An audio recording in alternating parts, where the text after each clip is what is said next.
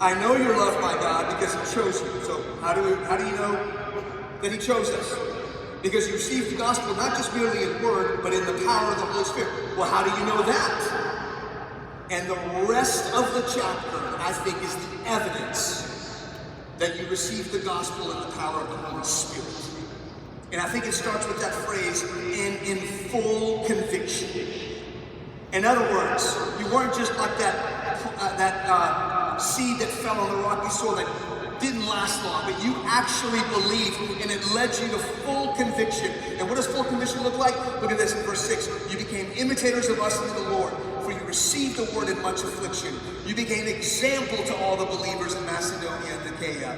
And then verse 8, from you the word of your faith has gone forth everywhere. And then verse 9, you turned from idols, to serve the living and true God. And so all of that you became a follower, that you received the word, that you became an example to other believers, that you became a missionary, the gospel went out from you. All of that is evidence that you truly received the gospel in the power of the Holy Spirit.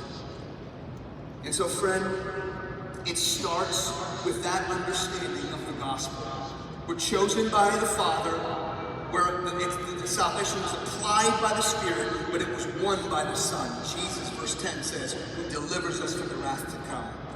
So what I want to do is give us a real, proper understanding of the gospel. Why is it so powerful? Why is it good news? In order to understand how good the good news is, you have to first understand how bad the bad news is before the grace of God.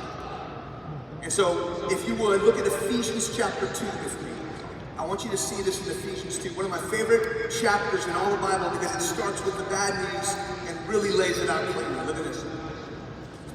And you were dead in the trespasses and sins in which you once walked, following the course of this world, following the prince of the power of the air, the spirit that is now at work in the sons of disobedience, among whom we all once lived in the passions of our flesh, carrying out the desires of the flesh and the mind, and were by nature children of wrath like the rest of mankind. So friend, hear me.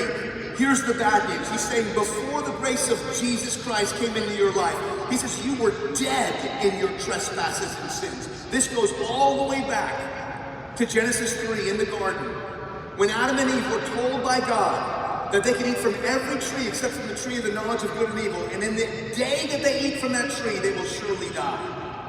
The enemy of God comes in the form of a serpent and says, no, God knows if you eat from the tree, you will become like him. So God is holding out on you. You don't need God, you can be God yourself. So Adam